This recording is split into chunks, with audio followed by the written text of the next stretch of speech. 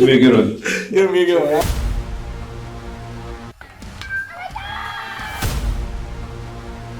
Definitely a different type of process. Cut down or freeze up. Being a coach's son. Jackson, of course, they keep retooling. One stone to face, a hit by pitch.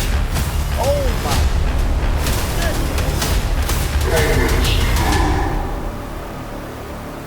Hey, welcome back to Baseball 101. We are with the Rawlings Tigers this week.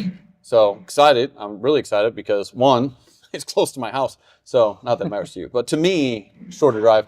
And I get to talk to Leo Humbert, which everyone knows because, well, that's the Leo Humbert, and you should. And then I got to meet Spiker Helms today, which is part of Leo's development. So we're going to talk about all those wonderful things today. So thank you guys for doing this. Definitely. So we're all excited. I hope you're excited. I don't know if you are, but it's been a long day of teaching. So Leo, you started with Tigers basically high school, 4 years, ninth grade-ish? Yeah, I would say right around going into my freshman year I did. So you came over here, basically get ready for high school, and you played varsity as a freshman, so you pretty much jumped right in, so that's a good thing.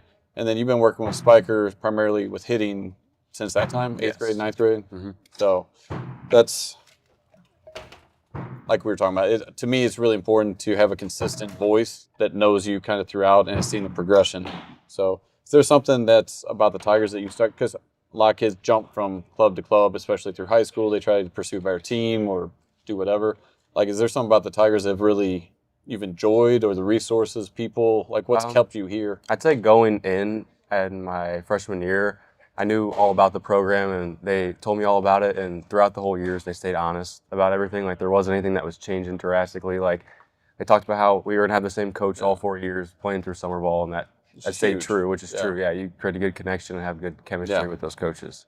And that's important. I mean, that consistency is, it's just interesting because you're one of the few players, I think, there are a couple, but for the most part, you see it like kids, oh, this team's better, so I'm going to leave this club and go to that club. And to me, my opinion, I'm curious what you think, but I think you lose some of that development because all of a sudden you go from people that know you, that know what you need to work on, to all of a sudden new coach that's kind of jumping in the middle of a process that's developing. But I mean, you feel the same way, like that consistency is important? Yeah, I always think that it's people over resources. I mean, resources help, obviously, and kids are attracted to the bigger facility, the nicer uniforms. I mean, if you look at just college recruiting in general, they throw the gamut at you, and now it's like media days. Like we were laughing about the other day, like, are you going to get a media day when you go to the Mizzou?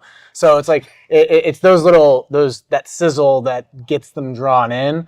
But at the end of the day, if you're ever making a decision, that's why I think club baseball is so important, is because you're actually doing the recruiting process 4 years before you actually have to do the recruiting process. And the biggest thing for me, whenever I talk to players that we're trying to get, is go towards the people.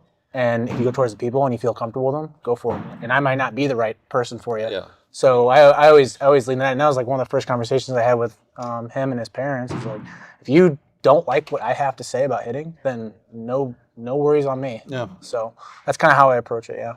And I think sometimes people take it very personal, like, I'm not a good fit for every athlete. And I'm okay with that. They have to do what's best for them. And I think as long as parents are making that, or players are making that decision based on, this is a good fit for me. And I think through the recruiting process, I know we've talked about that, like when you're talking to college coaches, understanding what questions to ask. And even if the program's great and they have all the fancy uniforms and all the other things, but if that hitting coordinator, that hitting coach is not the best fit for your process, what you need, it's probably not the school for you. And you end up in Mizzou, like, I know you feel pretty comfortable with their hitting approach, similar.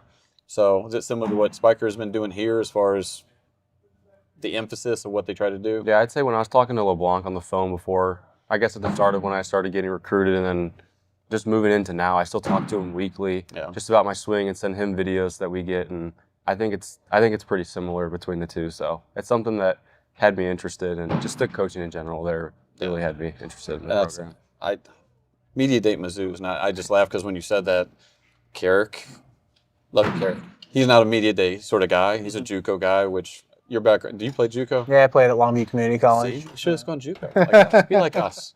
But you enjoyed JUCO? Did you enjoy that? It's the best 2 years that I ever had, by far. And I played at Missouri State, so I love Coach Gutton, love Paul Evans, and love Coach Thomas. But like, there's nothing like junior college baseball. That's where one of my best friends came from, and I have stories. I'm sure you have stories without a doubt. And then when I went to Missouri State, like those stories were still there, but they weren't as significant because you're dealing with limited resources and you become very creative pretty fast.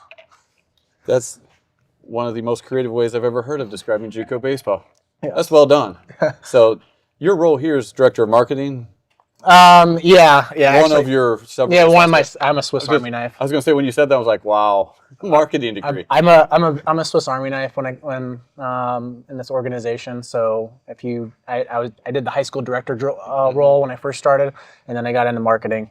But then I still do the development side with my guys that I still have and want to see them all the way through. So yeah. So is this the first club you worked with coming out of?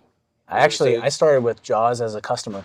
So I'm one of the OGs. So they started out in St. Peter's, him and Josh Levy, and then they did summer camps. And then when they opened up the Baldwin facility, I still remember the opening day that they had, and it was like a zoo in there because it was like one of the first nice facilities. Because I mean, back in the day, it was like you walked in and you didn't know if the nets were going to fall on top of you, and they were like, you didn't know if the ball was coming at you or going away from you. So they were the first facility that actually took pride in lighting it really nicely and presenting it fairly good. And at the time, that goes back almost 25 years. Yeah. I mean, there was Jerry had a place over in North County, and the only cage that growing up was Dick's in like Cottleville, and that would like you want to talk about not knowing where the ball's going. Makes you a better hitter though, and you couldn't see it, so it was like I may hit it, I might not. But yeah, I do remember when they first opened off Mancha, I was like, it was a big deal, and that was to me the first facility that kind of started, and now the facilities have. Oh, it's just blown up. I mean, looking around at here, I mean, this is a nice facility, but compared to like you have other facilities, like each one has. There's a lot of opportunities, which I think has helped. But with all the facilities and all this stuff going on, do you see it, like, how much, you talk about the resources, how much do you think it plays into the development of, like, high school guys now? Well, I don't think I've ever talked to him about this, but, like, we were sitting in the office, and I'm like, did you know that Leo ran, like, a 6'6"? Did you know that Leo hit the ball 104? Did you know? And then, like, we just go down the players list of, like, what these guys are doing, and I could never imagine doing that. Like back in high school, I was a second team guy on the prospects, and I was a junior college guy, so I had to fight and claw to actually make it work, and I just didn't know. And now that these guys are throwing up these numbers, I'm just like, what? I don't know if I could play in this game right now. Like honestly, like the numbers are just stupid. But we didn't even know our numbers. That's true. We didn't know our numbers. That's 100% true. I'm like, did you get a hit? Yeah. That was it. That's true. So, and I think that's part. I talked to Todd Whaley last week about this. I'm like, the tools that the players have, they're better. Like, as far as exit velo, it's like, we didn't look like this in high school. I didn't look like this in college. But, and what we talked about, a lot of players I think are struggling on the development of understanding the game. The baseball IQ side, I'm not sure what's kind of fallen off or why that's struggling so much, because I know there's good coaches. I know there's clubs emphasizing it. There's high schools emphasizing it. But I feel like the baseball IQ is just not the attention to detail is just not, I'm not sure. So Leo's group was one of the first groups that felt like they knew how to compete. I think that's what you're hitting on is like the competition aspect. And I think Leo can really chime in on this is like, what was the aspect that was different with your group that made you guys like, you guys are black ninjas, like Jedi Knights. Like, you're going to go out and compete, and you don't care who it is. You could have been facing, like, the University of Texas, and you'd be like, we're going to go beat them. Like, what about that group was able to do that? I mean, I think everyone in the group just had, like, the grit and want to win every game. So I think that our success came from that. And everybody on the team they're in the facility practice every day still, and they were. And I think everyone on our team really just wanted it bad enough And it showed because we have a lot of guys going on to play college baseball now on our team. And Well, and that's the same thing with Howell. Like, Howell's the same way. Like, every Howell team that I've seen just absolutely gets after it. There's a attitude that goes along with. There's an expectation, and maybe that is part of it. Some clubs emphasize showcase type players over team baseball. I mean, the emphasis is more about, hey, go show your skills, go show you run a 6.6 and do all these things. I haven't, when my son went through it, like, I didn't see a lot of clubs taking a lot of pride in, hey, it's first and second, when he runs on second, maybe we bunt. Instead, it was, no, this kid's got to swing because he's got to show the guy in the third row that won't recruit him anyway that he can hit a ball 84 miles an hour. But, okay, that was a true story. It happened, but that's okay. Maybe not 84, 86. He wasn't playing in college. I don't know what. Put the bunt down, win the game.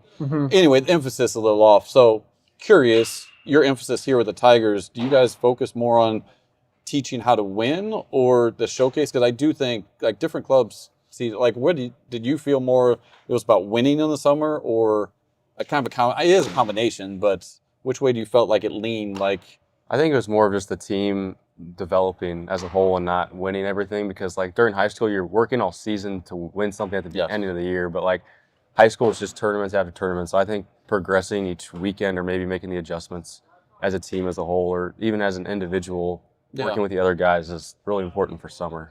I think that's the problem with summer baseball in general is, like, the stakes aren't high. yeah. And it's sad because if you're in a high school program that you can't compete for a state championship, you don't get the atmosphere where the stakes are high, the pressure is high, because that's what college coaches want. They want to see the player under pressure. But in summer baseball, what pressure do you really technically have? It's my pressure is I don't want to mess up when I'm competing in front of this D1 coach. And even the structure of some of the tournaments, it doesn't lend itself unless you come in with a Kings National pitching staff where they're bringing in 12 guys. Like, you just can't compete with that. So you're really going out and you're trying to do the best with what you have, which the first 3 or 4 games you're playing well, but you're not able because you don't have the depth, and I don't think you should because you want to make sure your kids are getting time to compete deep into tournaments. So you never get to those pressure situations, especially smaller clubs where you might have one guy you throw against the best team. Hopefully they get seen, but the whole structure is just... It's different because, I mean, if you think about American Legion back in the day when it was running real hot, they had the stakes. Like, you were looking forward to going into the state tournament and seeing what happens. Like, he doesn't know that, like, what it Legion felt was like. a big deal. It was a huge deal. You had to represent your area. Like, it was a big thing. And you got the best of the best of all the high school guys into one area, and you started competing. But then, like, this club thing came out, which needed to happen because guys were getting missed on.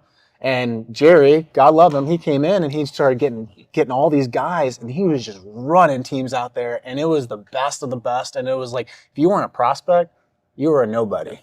And now it's multiplied into this thing where it's multiple clubs and opportunities are way higher now. Like, I'd rather take today now for the players than back in the day, but you just don't have that competitiveness that you had with American Legion. We've definitely swung to the other side. Because Legion, legitimately, it'd be like the equivalent of the summer was the best from Howell Central North. Like, that area, okay, it was like an all-star team for your area. Then when it was fun, but I agree, it did the kids miss, and it was needed. I mean, what Jerry did by creating, well, I guess he did in St. Louis, that idea of prospects. But now I haven't counted, but I would guess there's more club teams now than there were Legion teams then. Like, That's a good question. I don't know. Like, which just means it's more watered down, or it's close. I mean, either way. But here's a question too: is like, is it watered down, or is it just like the talent level is so spread out, but the talent level has actually risen, and there's better talent now? I don't have to think about that one. And it could be. Because there's a lot of college commits that come out of St. Louis. Like, if you like look at the lists, you're just like, holy cow, these guys are all going to college. And there's no doubt that the kids are getting opportunities. And that's the whole goal of, I don't care if it's club, high school, whatever, kids that want to pursue opportunities, getting opportunities to be seen, which is happening. So it's a good thing. But I do wish it's just like anything else. It's going to evolve into something else. And it's going to have to be kind of redone in a way that makes sense. I think financially is the biggest thing I've seen, that it's just gotten out of control. And it's not even the club side. The travel costs have just gotten out of control. I think, yeah, ever since COVID, that was a big thing. Like hotels, food, you name it, it's all gone up. It's been crazy. So, sorry, getting back to baseball. We took about 10 minutes. Like, I don't care. My parents just pay for it, and I'm going to play. But, so you stayed with him since 8th, 9th grade. So what is about, like, how he has coached you that you connected with and you feel comfortable? I mean, there's a trust that goes into building that relationship, and you stuck with him. Like, what do you think you benefit the most from by being with him? I think it's just making like the minor adjustments. I think some coaches are trying to change too much at once, and there are some weeks where I do need to adjust more than others, but it's these small tweaks. And with him, he's learned my swing and like knows the way that my body moves, so he knows that maybe this drill or maybe like a heavy bat or an underload bat or anything like that might benefit whatever may be going on. So it could be something with my lower half, something with my hands, but it's just those minor tweaks over time because we're just refining whatever maybe needs to be fixed. Well, how important is it to have consistency with who you're teaching? Extremely important. I think the most important thing is them being able to have a conversation with me. That's one thing that when I was younger teaching, I always thought it was like a one-way street. And then I got to a point, it's like, these guys don't even know the information at the end of the day. So like, what's the whole point? So I came up with this idea is like, I'm trying to outdate myself. I want you to like, when you come to this kid, you'd be like, why am I going to you? I already know the information. Like I wanted to get to that point, and I want you to evolve to a degree where you're actually challenging my thoughts. Yeah. I think that's the only way you're going to be able to learn. So for him, like we have conversations more in depth than we did when you were in 8th grade, but like the conversations are way more sophisticated and like, hey, this is what I'm feeling. What's your thoughts? This is what I'm feeling. What are you seeing? That type of stuff. But I don't think you get to that point without time. Oh yeah. You have to Like have time. the consistency of time helps so much of like, I think terminology is a big part of it. Mm-hmm. Like the terminology that I was taught when I was in the Giants organization. I hear like Nate Orff work with my son. He's saying something to him, I'm like, oh, well, I call that extension. Nate's saying, finish past the ball. I'm like, we're saying the same thing, but the terminology's just changed. And I think if you go from instructor to instructor to instructor, club to club to club, you lose out on that development of understanding, here's the foundation piece that was put in, and then you're refining as you go. Where if you're, hey, I'm with this club today, and then I'm with this club tomorrow, and then this, everyone says it different. And that consistency, I think that's a struggle I've seen coaching high school. Pitchers or hitters come from their hitting instructors, and then they go to high school. I don't know what terminology you're using, so there's this gap of me trying to ask questions, being like, okay, what do you work on in the off season? What are you trying to get done? And then basically I'm trying to learn what you're teaching him through him, and I'm like, then I'm having to filter out. I'm like, is he saying that right? Like, I don't think he understands that that's not good. Yeah. But then you blame the club instructor, and then club, it's the whole thing. Yeah. It's a fun cycle. The English language is not really good. It all depends on context, right? Sometimes just grunt, grunt. Don't overthink it. So my wife's Indian, and she speaks Gujarati, and it's very black and white on what they say. But in the English language, it can mean totally different things. We just had her cousin into town. She's going to the University of Chicago, Tech, I think it's Tech. But she was like, so light, Light, and Lite, those are two different things. I'm like, yep, those are absolutely two different things. Very much. So it's, and when you start talking about hitting and complex ideas, it can get confusing extremely fast. Yes, especially when there's a lot of different voices with a lot of different experiences. You're one of the few, honestly, you're one of the few guys. Think about the amount of kids that come through and they move all over. Like, to keep the same instructor for that long, like, obviously you've done a great job because he's pretty good. Without you, I mean, he might be cheap. I think I'm just literally like this tiny bit of piece in there that gives a little bit of information. And then, he still has to run a 6.6 60, so. But 6.6 ain't bad. Yeah. Run it backwards, but no. My running days are long gone, but. So here's a question for you, though, because I'm interested on like the hitting side. What is your son hearing from the professional side as what's with his swing and how he's doing? Because he's pretty good. I think that's one of the reasons why I think about, because like what I've tried to instill in him only went to so long, then he stopped listening to me, and then he went to one of my former players, Nate Orff, who he's worked with for years, But now he goes to Diamondbacks, and when he got back from his truck. So I asked him, like, what did they take to work on? They don't really say. And I'm like, hold on. Like, what's the foundational pieces? And what I have gathered is much more just they're trying to observe to see where they're at. He's gotten very little feedback. Now, whether that's accurate, I mean, my son's my son, doesn't know my son. I love him dearly, but it's not like, normally baseball, he pays attention, but ADD is his friend. I think the drills they're doing are definitely the two machine stuff. A lot of things that are doing damage more up the middle, but I think the thing that I almost cried, because during Instructs they did bunting. I asked what they taught, and he told me, and I literally about dropped the phone. They're like, just bunt it back to the pitcher. I'm like, I think my heart just stopped. Like, this is the standard we have, bunt it back to the pitcher. So anyone that knows me knows that that's a good way for me to, like, not like you. So I don't know. It's interesting. But I will also say, like, when he went to the Bridge League and had his hitting instructor there, that guy left, went to the Dodgers or wherever. So they brought a new guy in. So I think that turnover is like what we're talking about. There's no consistency. So I would think when he gets to spring training, they'll start refining things. But who knows? I don't know. My experience was so different than his right now that I'm like, it's kind of sad. Like, these guys are going to get paid to play in college. Could you imagine that? I think about that all the time. Can you imagine? I mean, I think about that all the time. I've had that thought so many times. Like, it's good for the players because when we played, I mean, you went to see Coach Gutton, and Coach Gutton was, I mean, that was the law, and there was no like, oh, well, if you keep treating me that way, I'm leaving. Yeah. Now I feel like there's the balance has swung so far the other way again, where it's like the players have a lot of control of like, hey, I don't like being coached hard, I'm out, and I'm going to go take money from another school, which makes your money. Why you can only make money in baseball so long, and if you can make it in college, make some money. Yeah, I got a cotton T-shirt. That's all I got. And my first year at Missouri State was a cotton T-shirt. What do you get at JUCO? We actually got a lot because we had to fundraise it. So basically, I worked. I was going to say you fundraised. I worked it off. So you appreciate it. So like when people said, "Oh, you got all that free gear," like, no, I worked that off. My payment was gear. We had a contract. I'm sure you don't know. You're not even paying attention. But anyway, Ringer. Those were our Ringer. You ever heard of Ringer? No. They get NIL deal with Ringer. I'm sure they still exist. No, legitimately, that was like JUCO. But the game's changed so much. And I'm curious because we're talking about all kinds of random things. With the game changing, the technology piece, like how much do you use technology to kind of assess what he's doing and make adjustments from that? Or do you know the swing so well at this point that it's just kind of like old school, you see it? Do you want the honest answer?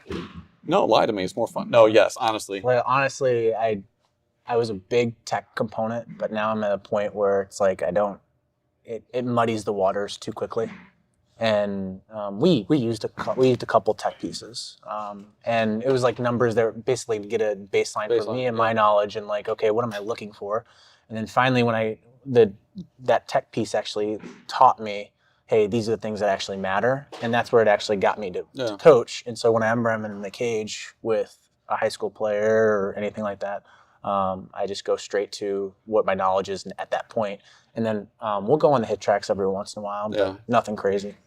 So how do you feel? I mean, do you enjoy seeing the numbers? Do you like try to ignore them? Like some people really are focused on them, and some just don't want to know anything about them. Kind of where do you fall? I think it's good to see them every once in a while to see your growth and stuff. But I think if you're going to the cage every day, like looking at your numbers, I think it gets in your head too much. And I even feel like sometimes when I'm on hit tracks or hitting with whatever TrackMan or anything like that, sometimes it kind of gets in my head, and then my swing kind of falls apart or something. Like something's changing. But when I hit with him, and he's just like, it's just word. It's like he's talking to me and I'm listening, and then it's just it's just coaching. It's just I think it's a little bit easier for me to understand what he's telling me, and then I implement it and I feel better at the end of the day. But I just think sometimes with the numbers and stuff, I mean, it's good to see every once in a while, but other than that, I think at the kids at maybe the early high school, that's how I felt. I think it was all in my head like freshman year, sophomore year, but then as I've grown, I'm like, okay, I know where my talent is. I know what I can improve on. So now I'm just going to do that and not focus on the numbers as much. There's a place for tech. it's just trying to figure out, and I think that's been the battle over the last 10 years of like, how do you integrate it? How do you use it successfully, and how do you use it based on the individual? Because I think all those variables play a large role in. Some people can see the number. I don't think you should like see it all the time, but some people, I guess, I don't know. I never did it, but I've seen kids get hit tracks, and it's like they hit every time they're looking at it. Like, now, if you're making adjustments and you can see, hey, if I'm loading up here and this happens, that number jumps. Okay, that's good. Yep. But I haven't seen that happen too much. I think also a good rule of thumb is like, don't mid-curve it. Don't overthink the process. Like, you have to keep it simple. What's the foundational things that you have to know? Which is, I have to see it, and I have to barrel it up. Like, if you just keep it to that, then you can start breaking the rules down in different aspects. And I think where guys go wrong is that they feel like they know everything, and then they start adding in these pieces, and the next thing you know, they're in this black hole of death, and they can't get out of it. Well, you get in a game, you don't know no numbers. Again, you go back to, did you get hit? Yeah. Okay, that's all that matters. So get your hit, go get snow cone, you have a good day. You don't care if the exit velo was 12 or 112, you got a hit. So, but appreciate you guys coming on, talking about some Tiger stuff, philosophy. I'm always interested in how people do different things. And I mean, I'm looking forward to watching this spring. It's going to be weird not coaching you, but I get to watch you. As long as I'm not coaching against you, I'm okay. I'll put some bunt downs for you. Yeah, you Call better. it a day. You don't bunt. Don't bunt. No bunting. He's the only person I would say don't bunt to. You hit over the fence. Everyone else bunt. But you reduce your bunting. It's okay. So appreciate it, man. It was awesome. Good luck this spring. Appreciate it. It's nice meeting you. So you guys, thanks for watching. I hope you learned something. You have a tremendous day.